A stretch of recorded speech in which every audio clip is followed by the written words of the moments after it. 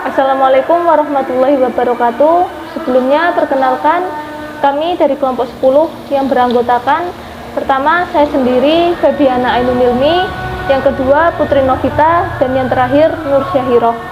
Di sini kami akan mempresentasikan materi yang berjudul Hak Asasi Manusia. Baik, untuk pembahasan yang pertama yaitu tentang konsep dasar hak asasi manusia. Hak asasi manusia adalah hak dasar yang dimiliki oleh setiap manusia sebagai anugerah Tuhan Yang Maha Esa yang tidak dapat diganggu-gugat keberadaannya. Hak-hak tersebut telah dibawa sejak lahir dan melekat pada diri manusia sebagai makhluk Tuhan.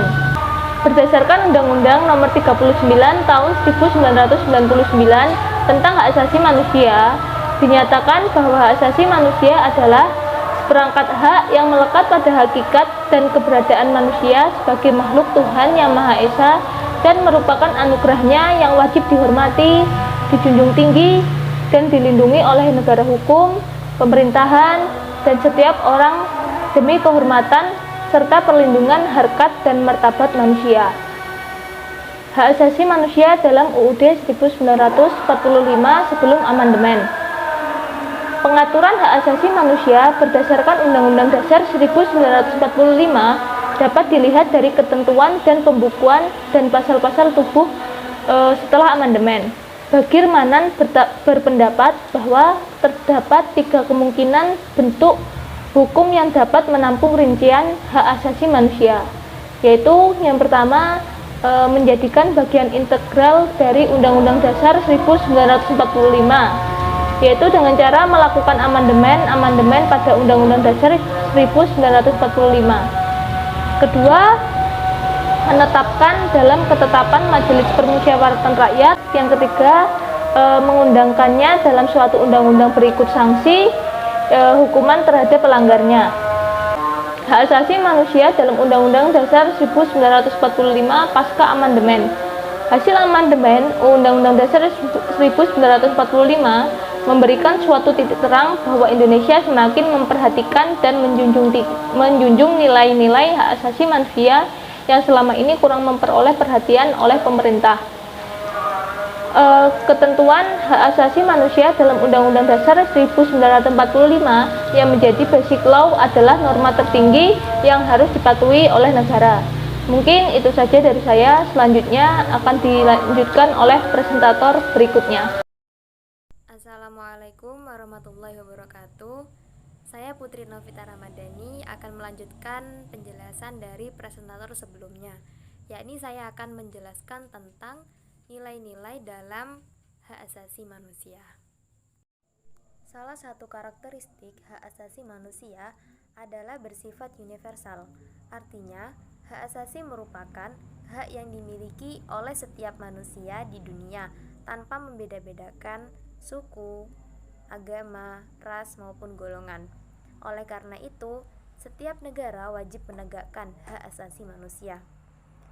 Akan tetapi, karakteristik penggerakan hak asasi manusia berbeda-beda antara negara yang satu dengan negara yang lainnya.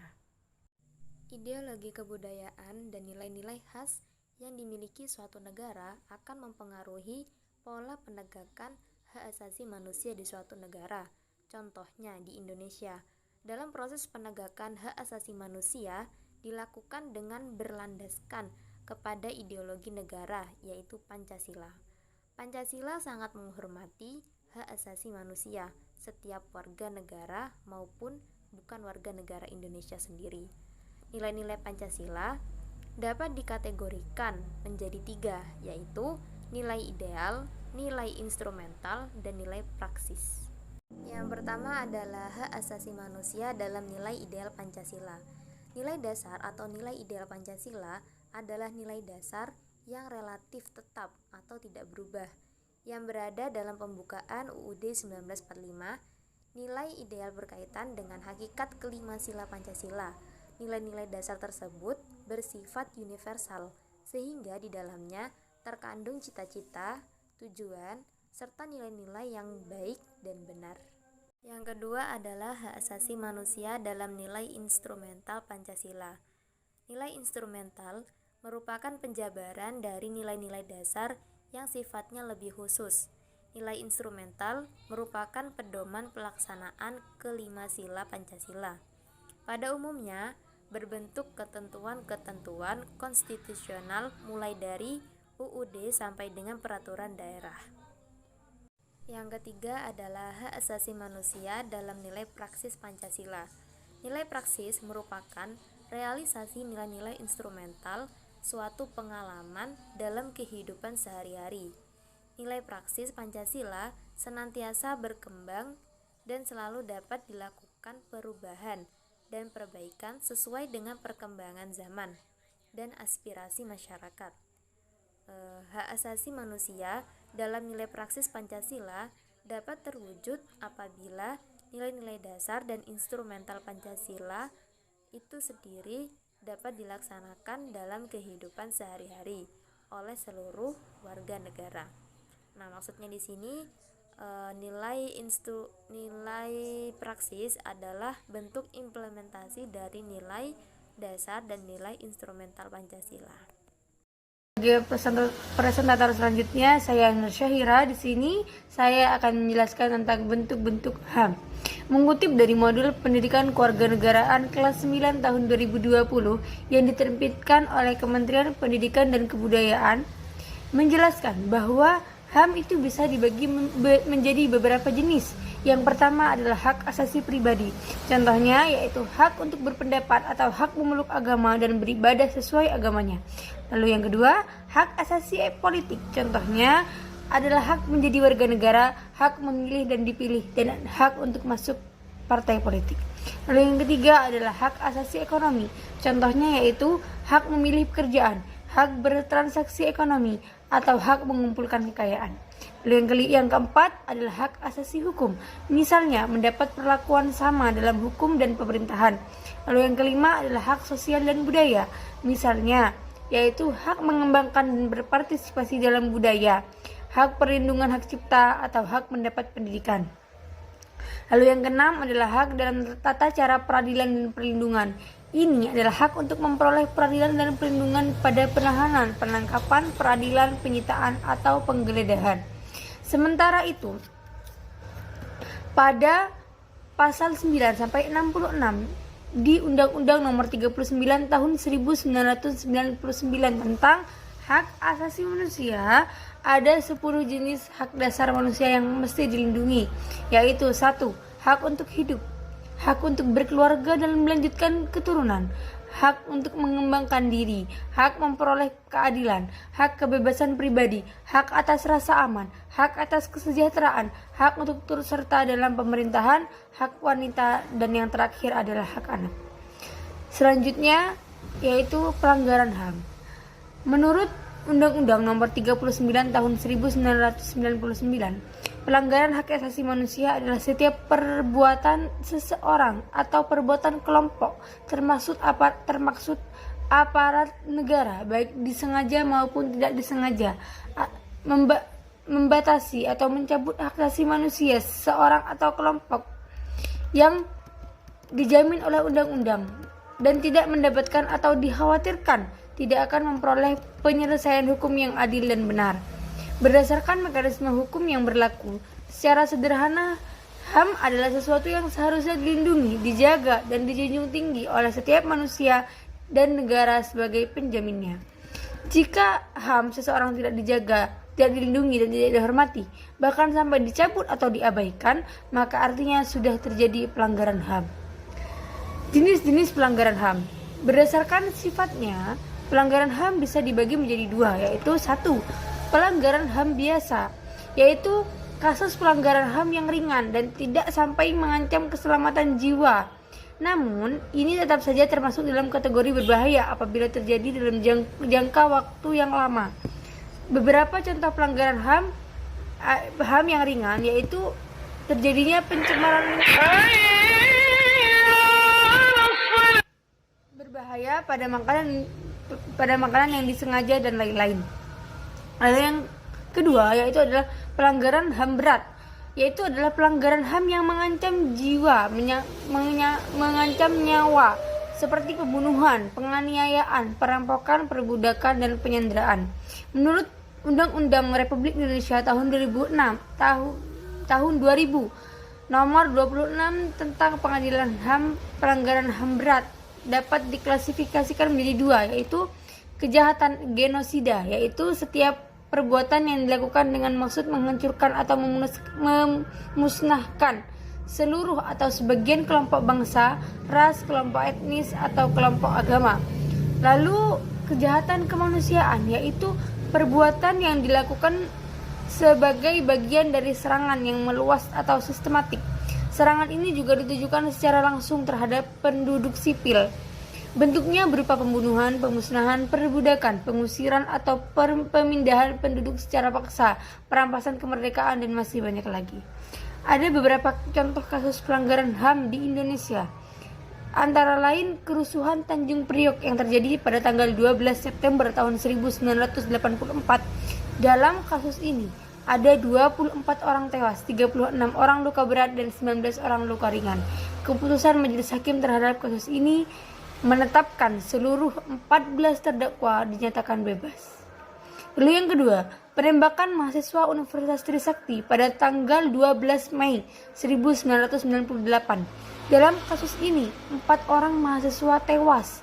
Mahkamah militer yang menyidang kasus ini memvonis 2 terdakwa dengan hukuman hanya 4 bulan penjara.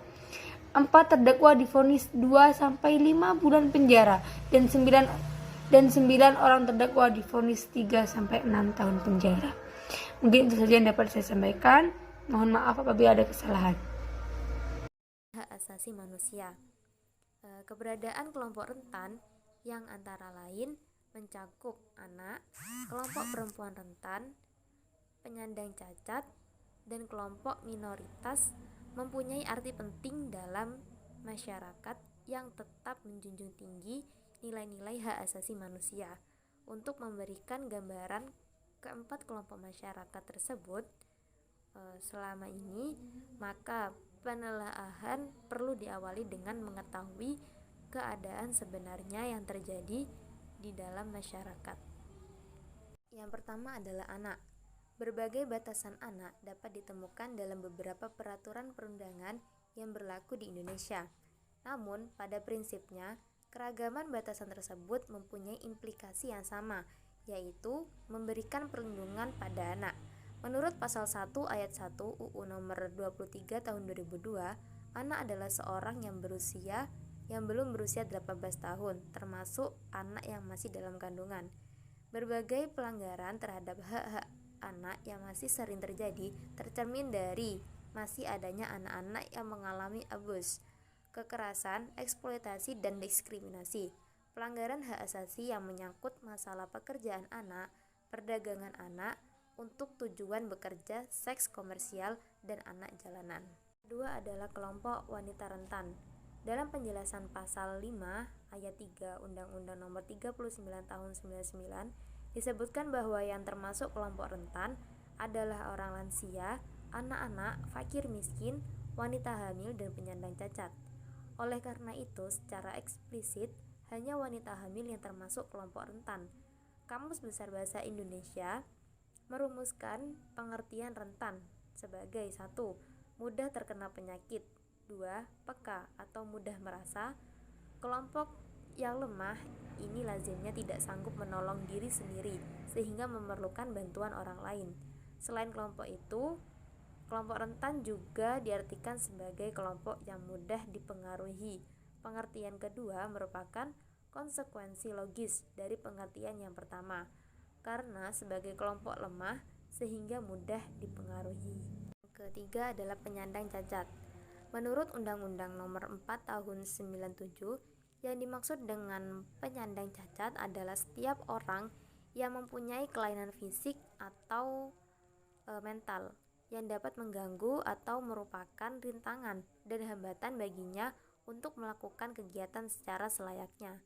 Dari sisi pengelompokannya, maka penyandang cacat dapat dikelompokkan menjadi 3, yakni penyandang cacat fisik, penyandang cacat mental, dan penyandang cacat fisik dan mental. Untuk yang keempat, yakni kelompok minoritas. Definisi mengenai kelompok minoritas, sampai saat ini belum dapat diterima secara universal. Namun demikian, yang lazim digunakan dalam suatu negara.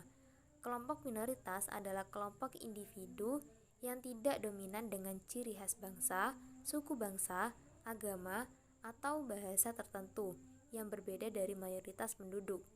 Minoritas sebagai kelompok yang dilihat dari jumlahnya lebih kecil dibandingkan dengan jumlah penduduk lainnya dari negara bersangkutan dalam posisi yang tidak dominan. Keanggotaannya memiliki karakteristik etnis, agama, maupun bahasa yang berbeda dengan populasi lainnya dan menunjukkan setidaknya secara implisit sikap solidaritas yang ditujukan pada melestarikan budaya, tradisi, agama, dan bahasa. Baik, itu saja sekian dari presentasi dari kami. Jika ada kesalahan, baik itu perkataan ataupun penjelasan, kami mohon maaf. Kami akhiri. Wabillahi taufiq wal hidayah. Wassalamualaikum warahmatullahi wabarakatuh.